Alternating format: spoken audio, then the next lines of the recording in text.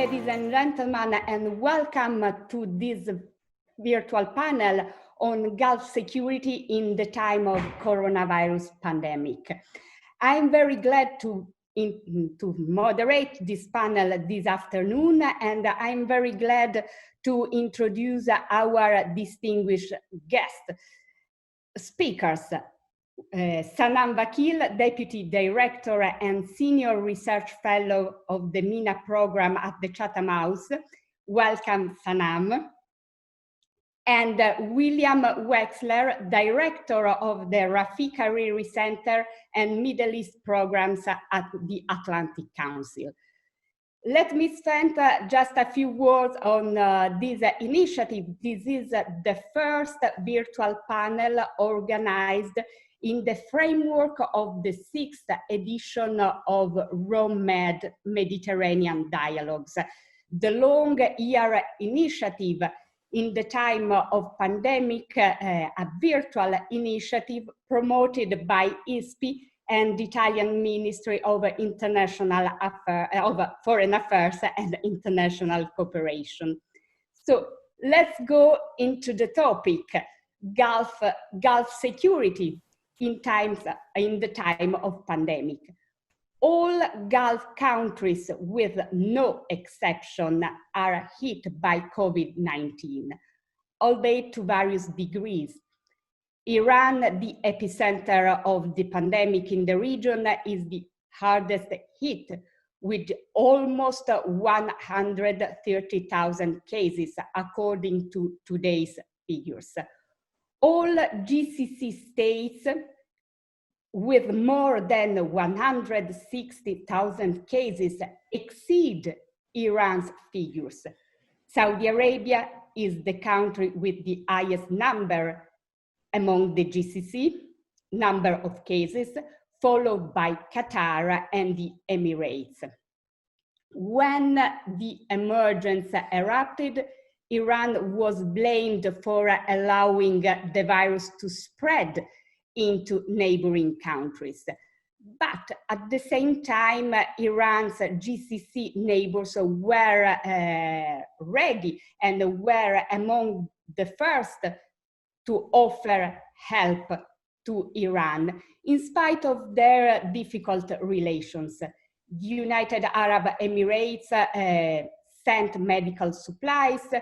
Kuwait and Qatar provided humanitarian aid. In all countries of the region, like everywhere in the world, in countries with COVID-19, restrictions to contain the virus and manage the emergency were adopted. In some cases, total lockdowns as well. On one side, the pandemic has highlighted the unpreparedness and fragility of the healthcare system, especially in Iran, for dealing with the emergency and strained financial resources. On the other, the uncertainty about the future and the disease has put a hold on all non-emergency activity in all sectors.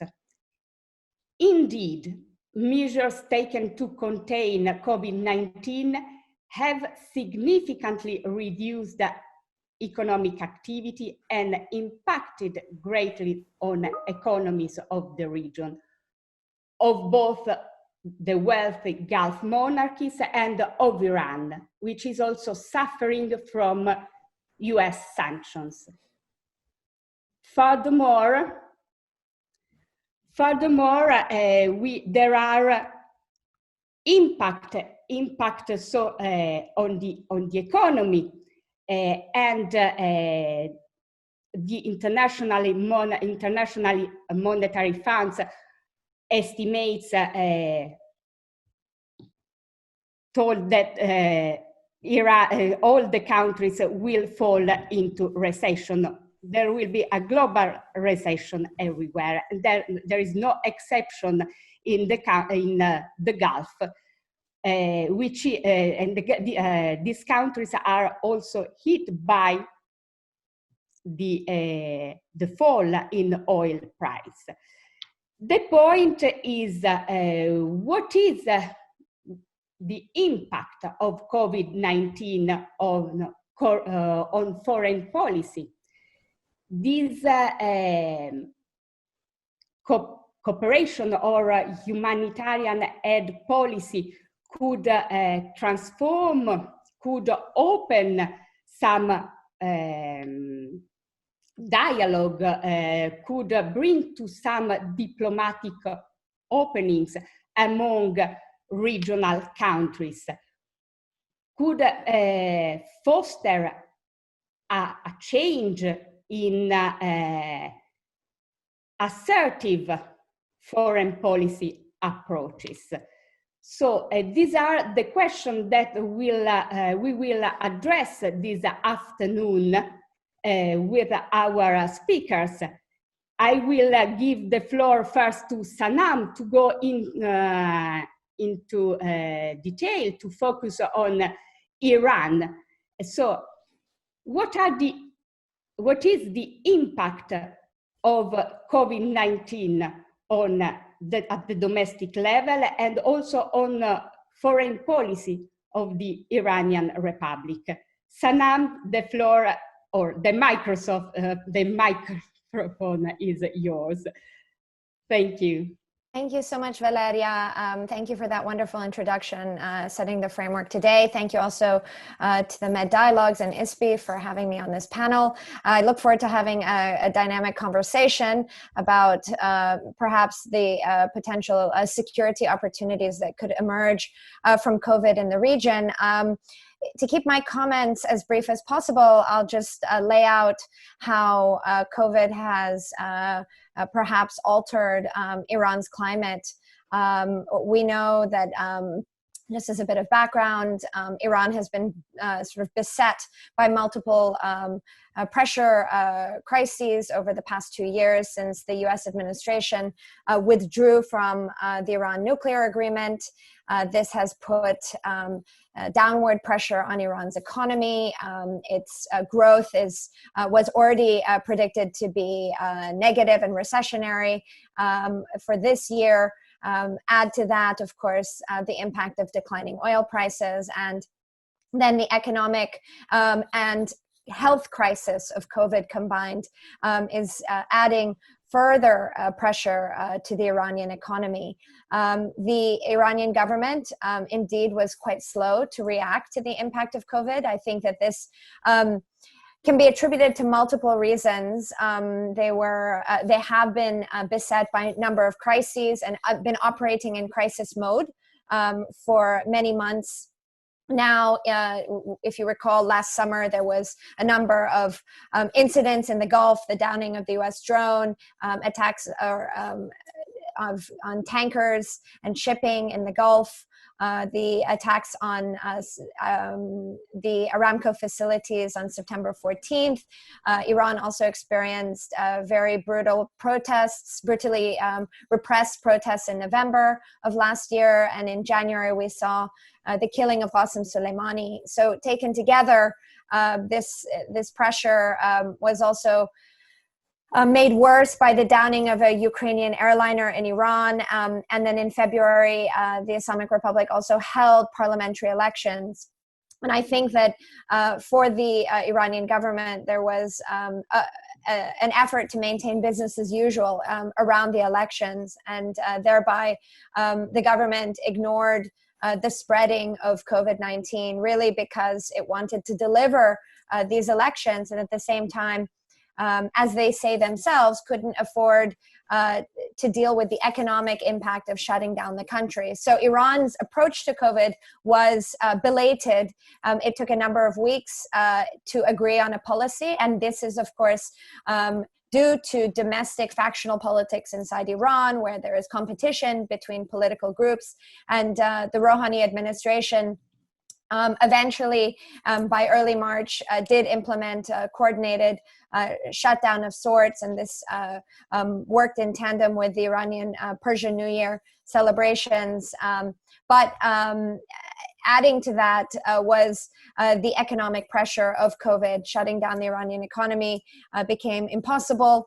And the government since then has been trying to use the COVID crisis to rehabilitate itself with the Iranian people that have been beset by these multiple crises, and unable to completely lock down the Iranian economy because of sanctions, according to government officials.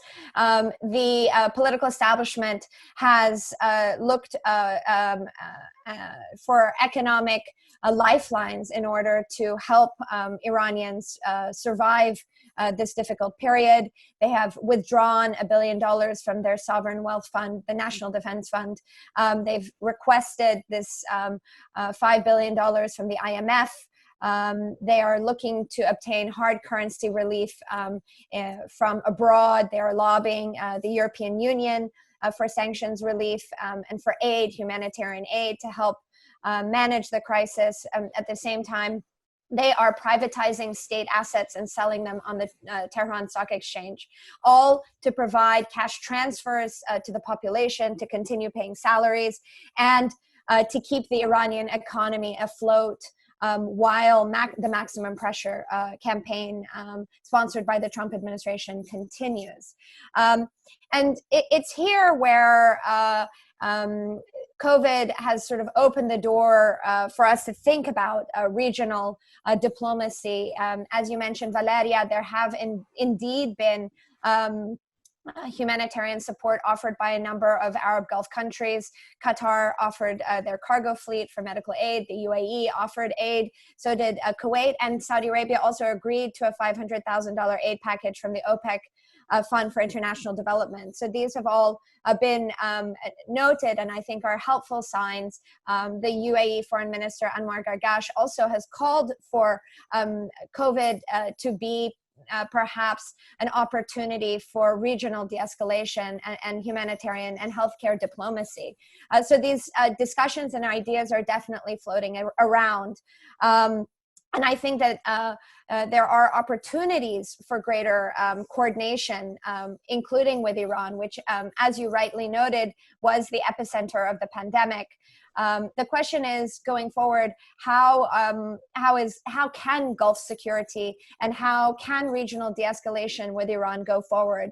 I think to date, the problem is that Iran has its own vision and version of Gulf security that very much is regional focused and seeks to remove the United States as the interlocutor and the guarantor of Gulf security.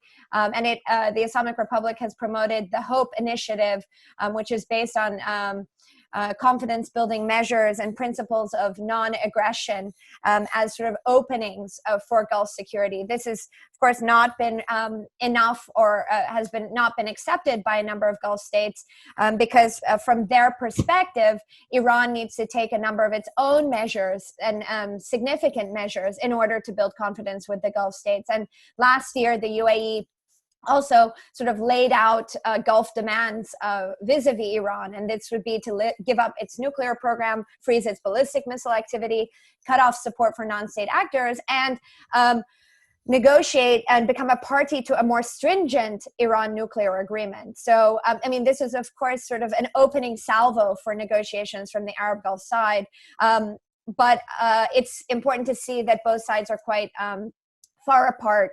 I think traditionally, everybody has looked to outside actors, multilateral institutions, to bring the Gulf together and to bridge these difficulties. I think one thing that COVID has exposed is everybody is very much beset by their own challenges as a result of COVID. The European Union has to focus on the European Union. The United States is pursuing America first, and it's unclear if China or Russia has the muscle and the ability to convene all of these parties together. So what I'm wondering is if COVID-19 is going to be a moment where both sides of the Gulf decide to pursue de-escalation on their own terms without international actors. And I'll leave it there, and perhaps we can discuss this more in the Q&A, but this could be an opportunity. Thank you. Thank you very much, Sanam. So, and now we turn on the other shore of the Gulf, on the GCC, the Gulf monarchies. That we know there is not an homogeneous bloc. There are different countries, different positions, different approaches in foreign policy. So the microphone is yours, William. Thank you very much. I want to say that I really want to thank you for allowing me to have this opportunity to talk to ISPE and the Med Dialogues audience here, and thank you very much, Sanam, for those comments. I want to associate myself with yours. I don't disagree with any of it. I think that I can talk a little bit about Iran and then go to the Gulf and then talk about the U.S. A little bit. I think what we just heard about Iran is right. I think that the de-escalation trend that we see from Iran is involuntary, it must be said, and tactical in nature. Iran is being hit, as was mentioned, by COVID-19, by sanctions, by oil markets.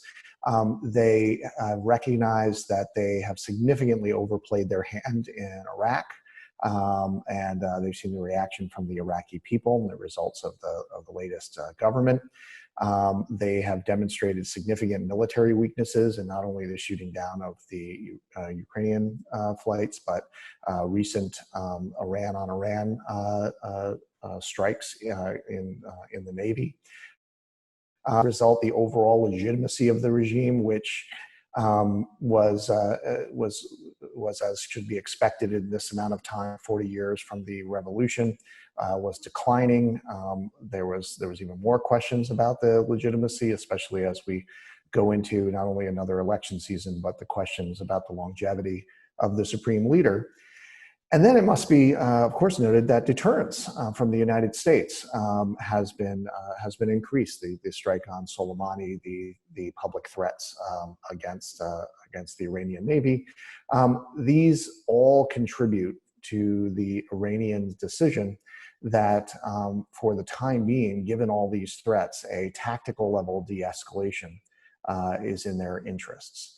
On the other side of the Gulf, I think there's a little bit of a different perspective. Of course, the COVID-19 provides opportunities for public relations benefits by offering assistance, but it's more than that, I think. I think that there is at least with some of the Gulf actors, a more deep and thoughtful approach that this can be a strategic opportunity for the potential of de-escalation, depending on Iranian behavior. You've seen not only actions, but public statements by the UAE and others along these lines. I think there's a number of reasons for that.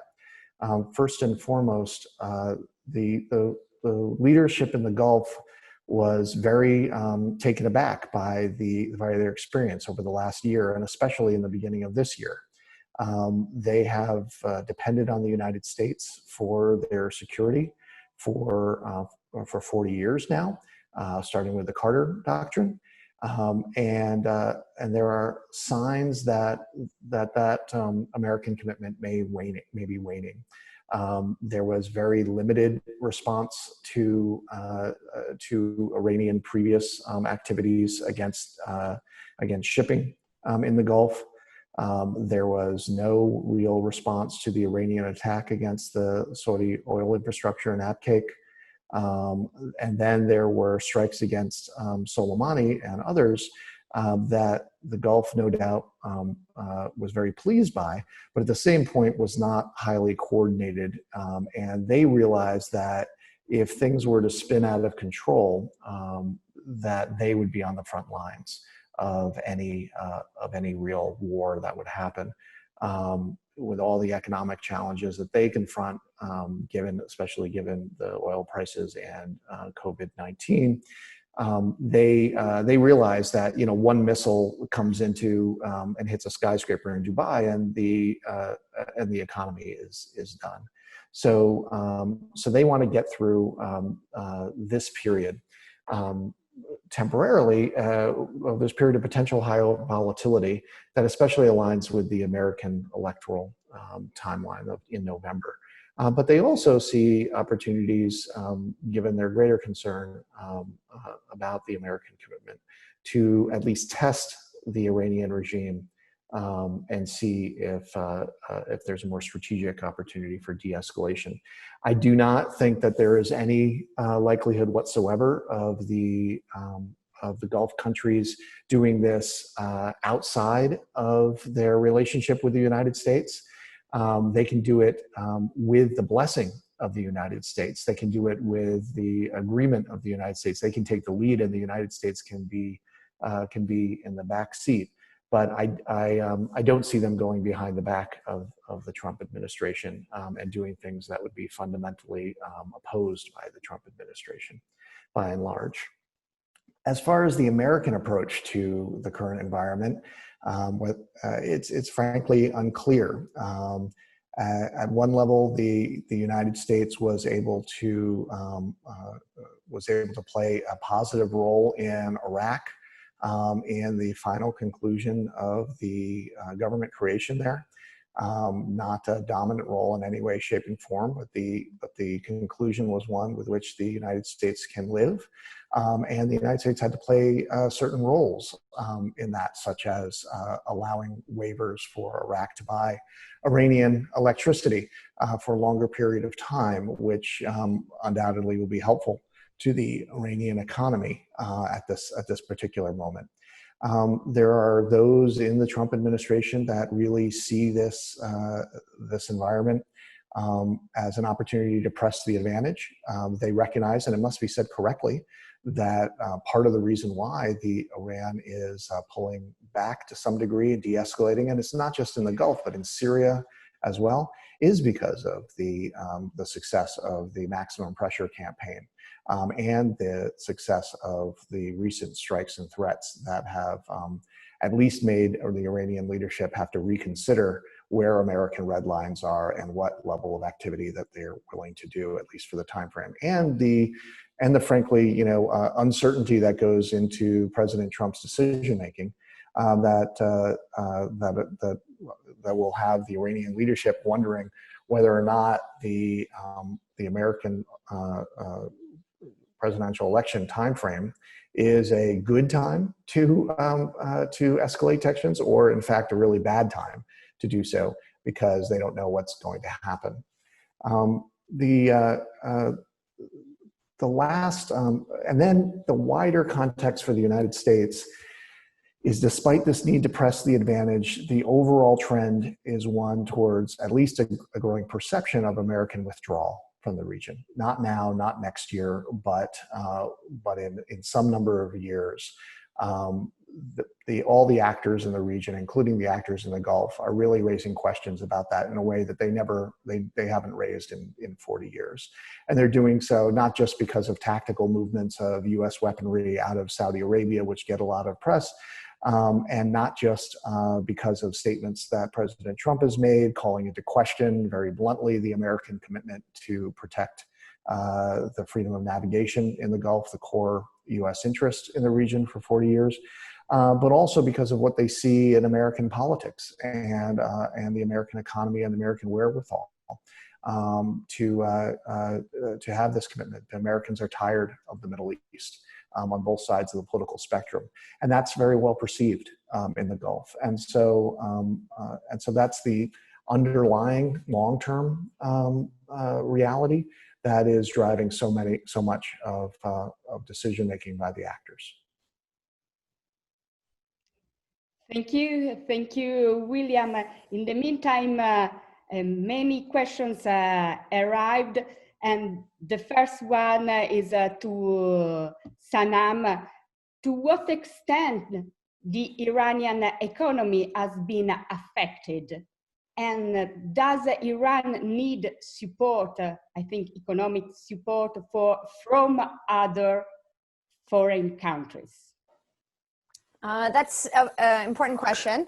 Of course, Iran has been monumentally impacted. It's under not just one crisis, it's being impacted by three crises: COVID, sanctions, and low oil prices. Now, the Iranian economy is relatively more, let's say, sequestered from the impact of oil prices because it's already withstood the pressure of US sanctions and has already not been able to fully depend on its oil revenue. So in that regard, it's more insulated, but at the same time, it is experienced over the past 2 years a currency devaluation. It's under huge inflationary pressure. Unemployment is rising and will probably rise significantly as a result of COVID.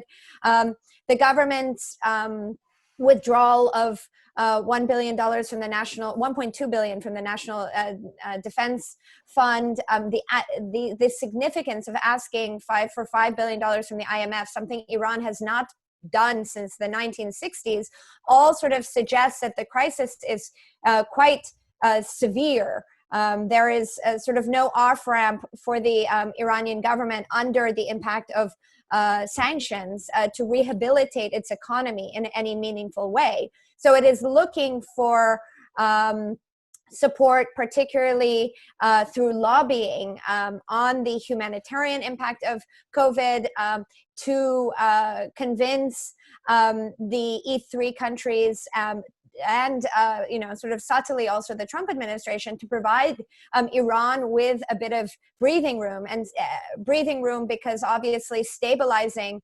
the healthcare crisis in Iran will very much impact the region going forward. Now, I say that the economic crisis is quite severe, but it's also, I think, important to couch the impact of the economic crisis with a lot of the public sentiment and sort of stories coming out, interpreting the numbers in different ways. Iran is still paying public sector salaries even after 2 years of maximum pressure. It has implemented, obviously, a cash transfer system to support lower level parts of Iranian society. And it is tapping into a lot of the uninvested wealth in the country by privatizing state assets and attracting public investment in the stock market. So it is looking for different strategies in order to stay afloat. It's going to have a huge fiscal deficit, and it's going to also be unable to collect tax revenues in this moment. But this is where I think it's important to think about Iran's regional strategy in a little bit more of a nuanced way. We focus on Iran in the region and its support for non-state actors as maybe oftentimes the only prism of how Iran engages in the region. Its economic relationships in the region are also very important to how it survives through this period and how it is surviving. And I think that a consequence of maximum pressure is going to be that Iran is going to be more regionally integrated into its neighboring economies. So for Arab Gulf countries and even for the United States that is looking to quote unquote roll back Iran's malign influence, you might be able to remove some of the support for non-state actors, but what you're not going to be able to remove are the business-to-business relationships that are far deeper than I think people are focusing on. Thank you, Sanam. There is another question related to the economic situation of Iran. And a participant asks, is there any chance that the Iranian regime falls given the acute economic crisis? There's always that question that seems to emerge, and I find it really quite interesting because the Islamic Republic is 41 years old. It's not 4 years old. So it has learned to adapt and manage, and actually really does well managing itself under crises. What the Islamic Republic hasn't had are long periods of normalcy in order to develop sort of normal diplomatic and financial relationships. So it is probably likely, because of the gravity of the economic crisis, that we will see further protests in Iran. Are those protests going to be national? Are they going to lead to nationwide strikes? Are they going to involve the middle class that has sort of become quite apathetic over the past 2 years and apolitical? I'm dubious, really, because there are a few elements that we need to look at for sort of a regime to collapse, and they're not there. There is no organized indigenous opposition. That you do have an activist, highly politicized diaspora, but there is no indigenous opposition. And people in this sort of economic crisis are looking to survive the moment. And I remain, as someone who's looked at Iran for a number of years, I don't know if people are thinking about what the alternative is going to be for the Islamic Republic. I think instead what we are more likely to see are bouts of protests that are going to be potentially followed by similar patterns of repression. But going forward, the Islamic Republic will evolve. It's not going to fall, but it will transform. And the reason why I'm not certain that maximum pressure is going to yield the results that people think they are achieving or are seeking to achieve is the pressure is preventing that evolution from taking place. And the pressure is exacerbating factional tensions that are bringing conservatives and hardline conservatives into the elected government. And that's going to very much change Iran's regional posture and relationship to the international community. Thank you. Yeah, if I could just add to that, I don't disagree with what Sanam said. But the one thing that I would add is that there's been a lot of predictions ever since 1979 that the regime was going to fall, and all of those predictions have proved to be untrue. And they will be until it happens, and it will happen at some point, because no regime lasts forever. In the current environment, the most likely outcome, if the regime were to fall, would be a dictatorship by the IRGC, by the people that have not only the guns but the money. And it's not clear that would be any better for the Iranian people, and it is fairly clear that would be significantly worse for the region. Very, very good point. Always on regional relations, to you, William, how do you assess the impact of the back-channel relations between Israel and some GCC countries on the efforts towards a regional de-escalation with Iran?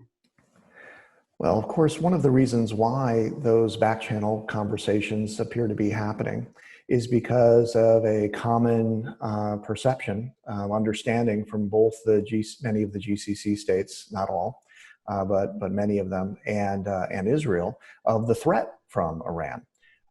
It's not only the nuclear threat, but it's the threat from their non-state actors. It's the threats that Iran poses on a regular basis domestically in Bahrain. It's the threats to the shipping. It's the threats in the Iranian intent to produce on Saudi Arabia's southern border what they've helped to produce on Israel's northern border. And so when you have those confluence of understanding of your security relationship, then it drives the opportunity to collaborate and cooperate on a number of other areas as well. So, you know, if it wasn't for COVID-19, we would have one of the things we'd be talking about right now would be the Expo opening in Dubai, where there was going to be not only an Iranian pavilion but also an Israeli pavilion right there. And just recently, just this week, the Emirates sent a plane load of aid to the Palestinians that landed in Tel Aviv, and the Palestinians rejected it as a result. But the fact that it did land in Tel Aviv told a story about how the relationships between the Gulf and Israel are improving over the last couple of years, not only related to the security issues, but driven a lot by the common assessment of their security concerns. Remaining on in the region, there is another question to both of you. Do you think that the real geopolitical enemy is now Turkey more than Iran for some of the GCC monarchies?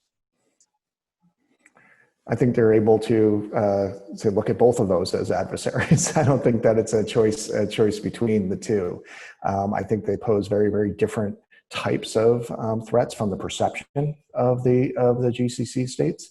From the Iranian side, it is, you know, more of a military and covert action threat and cyber threat. From Turkey, it's more of an ideological threat, where they see the Muslim Brotherhood and those that support the Muslim Brotherhood and affiliated entities as their primary domestic threat to Saudi Arabia and to the UAE, and they see Turkey as and Qatar as being governments that exacerbate that problem. What do you think, Sanam? I don't have anything to add. I agree with William's characterization. I think that, but I would just say, even beyond sort of pinpointing or singling out Iran and Turkey, I think that it's important to think about the region holistically. Most countries in the region are engaging in some form of interference beyond their borders, and that is negative for regional security. It's important to think about that we are about 3 years into the Qatar blockade, that everything is quite sedimented on both sides. There has been sort of a regional activism supported by the UAE in a very significant way in Libya, for example, that could be characterized, I think, in certain situations as support for non-state actors or support for state actors. And so when we're thinking about regional solutions, particularly in the context of Iran, you have to consider that the Islamic government, whenever they come to the negotiating table, they're not going to delimit the topics to just their issues. They're going to broaden the scope and say, oh, ballistic missiles? Well, we're not the only country that have ballistic missiles. Let's talk about regional ballistic missiles. Oh, we're not the only country that have train and equip programs for non-state actors in the region. Let's talk about everybody else's sort of malign regional influence. And I think it's important to not just target one or the other. It's about changing general regional behavior. And that's going to really require a huge multilateral effort and a buy-in, which hasn't existed and doesn't exist in the current climate. I think if I could add just one thing, because I don't disagree with Sanam's assessment of how Iran will approach any such discussions. I think they absolutely will try to expand the discussions to everyone else's behavior. Just want to make two very quick points. One is very little of this would be happening if everyone in the region believed that the United States was still there to stay. The United States has been fundamentally a status quo power in this region for a long period of time. And if you perceive that external status quo power is in the process of withdrawing, however long that takes, then you're going to start creating your own capabilities to take action on your own. And that's one of the dynamics that we've seen. The other thing that I would say is, although Iran will be making those comments certainly about ballistic missiles and non-state actors, from an analytical point of view, from people that are outside, it's really important not to have moral equivalence between the two. There's no other country in the world that is giving non-state actors missile technology with not only the intent, but the direction for those non-state actors to hit other countries. And they're doing it in Yemen, and they're doing it in Lebanon. And that is where Iran's malign behavior is on a completely different scale than any of the other behaviors that we could talk about. Remaining on the United States, I think there is a question to you, William. Considering Trump or Biden as the two most likely candidates, how will intra-Gulf cooperation efforts be affected by the next US elections? That's a very, very good question. The Gulf countries had a lot of disagreements with President Obama, and they were so eager to see President Obama leave, of course, and Biden was the vice president there, that they allowed themselves to believe that President Trump would be a return to the status quo that they had enjoyed prior to that period of time. That was a completely wrong assessment on their part. President Trump is not a return to the status quo. He is an actor untethered to American long-term, what had been previously seen as long-term strategic national security interests in the region, and has thus added a whole other level of volatility to the relationship. I think that they also realize that one of the big mistakes strategically that the Gulf has made is that in recent years is that they work best when their relationships with the United States is on a bipartisan basis, and that they're not caught into American political domestic fights. In recent years, both Saudi Arabia and to a lesser extent the UAE has been perceived to be very much in favor of Trump on a political level by many, and it's damaged them and the relationships in the United States, especially with Democrats on Capitol Hill. I think that if President Biden, if Biden becomes president, that this relationship will be managed quite effectively, but I think that there will be some significant residue of those mistakes that were made that will have to be managed during that period. Thank you. And moving to the other side of the Atlantic, to Europe, there is a question, Sananda. At the moment, which are the European countries more willing to engage in a constructive dialogue with Iran? Well, I think the constructive dialogue right now is being led by the E3 countries, Germany, France, and the United Kingdom, that are the signatories of the Iran nuclear agreement and continue, despite the fragility of the Iran nuclear agreement in this current climate, with Iran having breached the nuclear agreement a number of occasions now, and the US having withdrawn from the deal. The Europeans are the only actors that are trying to keep the deal alive and use a negotiated framework of that deal in order to try and return Iran to compliance and perhaps continue future discussions.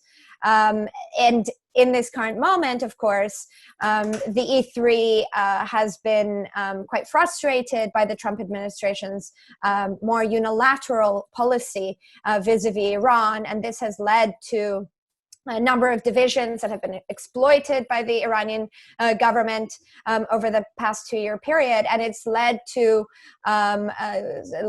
I think, uncoordinated and sort of ineffective outcomes, because the Trump administration's maximum pressure campaign, the objectives have been to reduce Iran's regional influence and to return Iran to the negotiating table. If you believe what the Trump administration says, which I do, and neither of those outcomes, from my reading of the cards, have yet to be achieved. And Europe is in this awkward position of trying to hold the deal together in the hope that there could be some future discussions.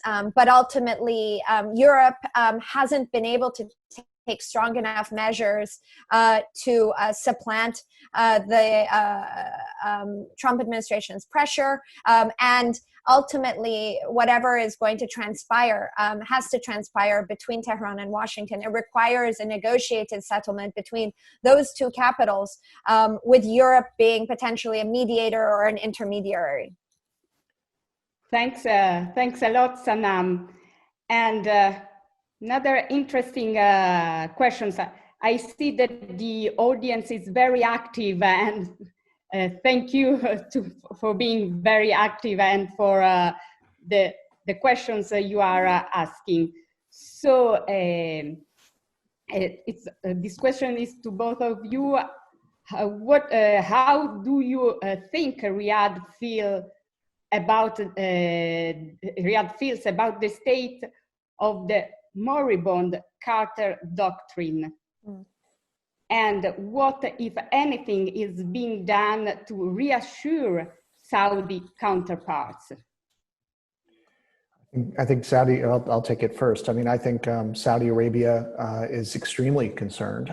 They have lived for the last 40 years under a regime where the United States takes the lead at protecting freedom of navigation through the Gulf. The United States has, fundamental interests in ensuring that the energy from the region, which still supplies so much of the world's energy, 20% of all the world's goes through the Strait of Hormuz, another 10% goes through the Bab.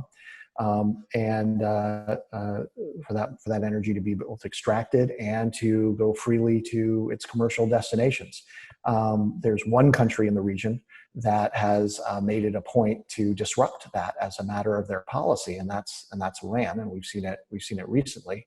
And unfortunately, just last year, President Trump publicly went on a long monologue about why the United States shouldn't be doing this anymore, about why it doesn't make sense for the United States to do this. If you were in Saudi Arabia, these would set off a tremendous number of warning bells for yourself. And then when the United States, again, did not really respond to the downing of a U.S. drone, to the strikes by Iran against shipping in the Gulf, to the direct strike by Iran on Saudi Arabia itself, there was no military response of note to those until Soleimani was killed in Iraq. But if you're Saudi Arabia, this leads to a lot of questions. The United States tried to reassure by moving a number of weapon systems into Saudi Arabia with the associated personnel. Many of those are moving out right now.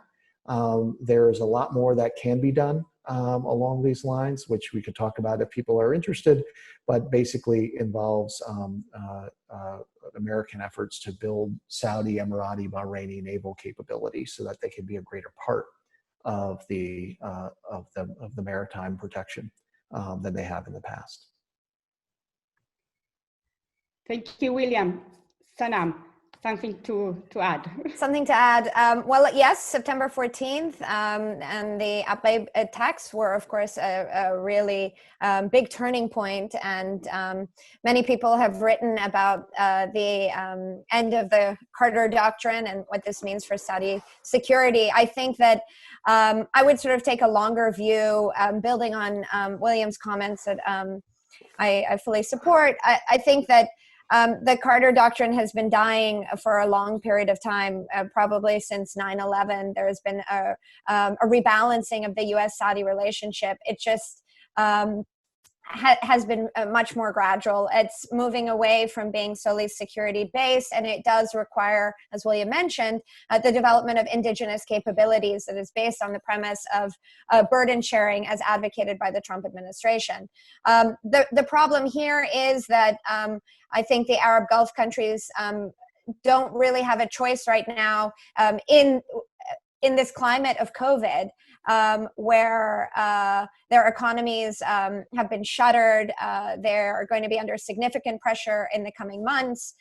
They remain still highly dependent on their ties and their exports to China, and are sort of waiting for that moment where trade flows improve.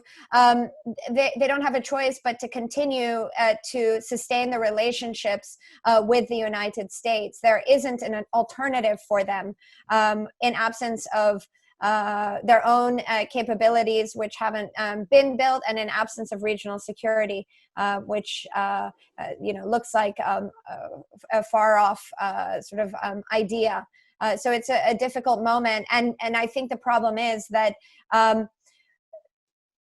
the assurances from the Trump administration are not reassuring enough in Riyadh, and this has been a trend going through the Obama administration, where American diplomats would sort of be befuddled and couldn't understand why Arab Gulf and even Israelis were feeling anxious about U.S. commitments to the Middle East, whereas the United States civil service would say, we're doing nothing but being reassuring. We're giving them the guarantees that they need. And so there was this crosstalk, and this sort of continues. I mean, we know the U.S. wants to lead. The U.S. supposedly needs to be focusing on its bigger security challenges in Asia. They've been supposedly pivoting, but they're not going anywhere. They still remain heavily militarily and securitarily invested in the Gulf, and yet the sensation is that they're leaving. So there is a real mismatch and misinterpretations, miscommunications on all sides. So whatever future administration needs to do a better job in communicating and reassuring their partners. Otherwise, their partners are going to continue to hedge their bets. Thank you, Sanam. I agree with you about the confusion of in the U.S. administration communication sometimes, and above all towards the region. There is an interesting question about the role of Oman. How can Oman continue a foreign policy based on dialogue in times of oil and budget crisis? I'm happy to. Sure. Okay. I'll take it. Well, okay. Okay, you go ahead. No. Please, William. Please, Saddam, over to you. We're having Up to you, Gusto. Middle Eastern moment. Just in brief, I mean, I think that the foreign policy culture of Oman is something that has really been embedded in the mindset of Omanis, and being the Switzerland of the Middle East is something that I think Oman would, in theory, like to preserve. And I think Sultan Haytham, the new Omani Sultan, is looking to continue that policy going forward. But of course, this is going to be compromised, as the question intimated, by Omani debt and the economic climate. It's expected that, of course, Oman is going to need a bailout. The question is, who is going to bail them out, and are there going to be conditions attached to that bailout? Let's say, took place with regards to Bahrain. I think that Oman is going to try and preserve its neutral position, and perhaps it could be a position that could add value for the rest of the GCC if it's sold in the correct way. The Omanis have been very important interlocutors in the Yemen war, and perhaps sort of pitching the benefits of their mediative role for the GCC is something that they should harness. Yeah, I think at the beginning of the Trump administration, there was a lot of concern in Oman because the people that were coming in did not fully appreciate the utility of the unique role that Oman plays in in the region, and basically saw it as Oman was central to the creation of the JCPOA, of the initial negotiations, and so therefore it was on the wrong side. I think that the Trump administration has moved away from that perspective, and I think understands and values the role that Oman plays right now. Thank you, William. We are getting to the end, almost to the end of our panel, and I would like to take just the last question, and I apologize for the question that will be not answered, but thank you for everybody to be so active and for your participation. The very last question is on the Gulf monarchies and how are Gulf countries coping with the health and economic crisis, and the impact of this crisis on the social domestic context. Will the low oil prices trigger social unrest? And finally, will the relations between Qatar and Saudi Arabia get back to normal? On the last question, there were attempts relatively recently between Saudi and Qatar to have discussions along those lines. From the Saudi perspective, they didn't go well, and then Qatar left. So it's certainly possible, but hope that we all had just a few months ago seems to have evaporated somewhat at the moment. Taking a deeper look, if you go back to not that far away, like back to January, February, there were some people that were really smart that understood how deep the medical crisis from COVID-19 was going to be. And there are many people that didn't. Many people in Italy, many people in the United States, many people in Iran did not understand how deep the medical crisis was going to be. But now I think we all understand. The next thing was the economic crisis, and we're just at the beginning of the economic crisis. The economic crisis is going to have a long tail by all measures. What we're not yet talking about are the next two crises that are coming as a result of, that are easily foreseeable as a result of the economic crisis and the medical crisis. And the first is a political crisis, as you mentioned. The countries that have the most fragile governing systems, the countries that are seen to be the most illegitimate in the eyes of their populations, the countries that have indigenous organized opposition groups, the countries that have sharp divisions within them in their polities. These divisions are likely to be significantly exacerbated, as they always are in the context of an economic crisis. And then comes the last one, which is a security crisis for countries that those domestic political crises turn into armed problems that if they already exist, they exacerbate those. Then these things can go very, very badly, very quickly. And we all remember the Arab Spring. We all remember lots of other examples of this happening and things moving into quite uncertain areas. And one of the other uncertain areas is governments who take the opportunity, recognizing these dangers, to exacerbate themselves intentionally a security crisis in order to have their people rally around the existing government.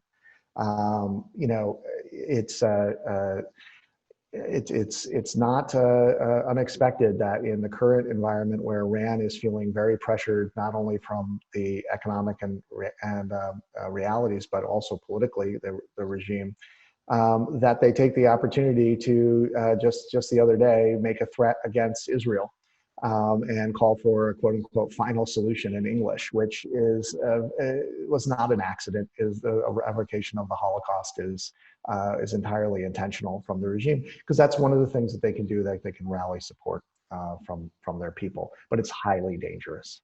And that's the kind of dynamic that one can imagine being the longer term repercussions of the situation that we're in. Thank you, William. Sanam, would you like to add something in conclusion of this great panel? Thank you, Valeria. Just very briefly, I would just say that most of the states of the region are relatively resilient states, and they're resilient states because they are authoritarian states, and so they have monopoly of wealth, but they also have the monopoly of force, and they remember the Arab Spring as well as we do. And as we look into the future, as William rightly pointed out, if we're thinking farther ahead of the political dynamics, the changes to the social contract around the region, the states themselves are going to be looking to rebrand, to make themselves more resilient, to withstand any sorts of pressure from the economic changes that they are, and the difficult decisions that they're going to have to make. This, of course, all bodes poorly, and it's quite dangerous for regional security, because all states in the region, including Iran, but also other countries, externalize the crises for their own purposes. And it's here that where we have a distracted international community, a more inward-looking international community, that there will be sort of no attention devoted to the protests that could erupt, the protests that we've seen in Lebanon, in Iraq, in Algeria, and other countries, and ordinary people will be neglected, and the focus on security and stability will be forgotten. So these are ultimately the huge priorities that do need our attention, not just the economic crisis, but actually looking farther afield and thinking how to empower individuals and not just empower the states. Thank you very much, Sanam. We get to the end of this great discussion. A lot of points have been analyzed, and we went from, we arranged a lot of topics and issues. And I would like to thank you a lot for your great intervention. So thank you to everybody for attending this virtual meeting, and we invite you to follow the other virtual panels that will be organized in the next few weeks and months.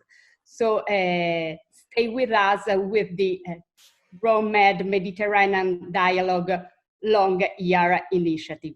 Thank you very much. Thank you. Valeria. Thank you, William, and thank you, Sanam. Bye-bye. Thank you. Bye-bye. Bye-bye.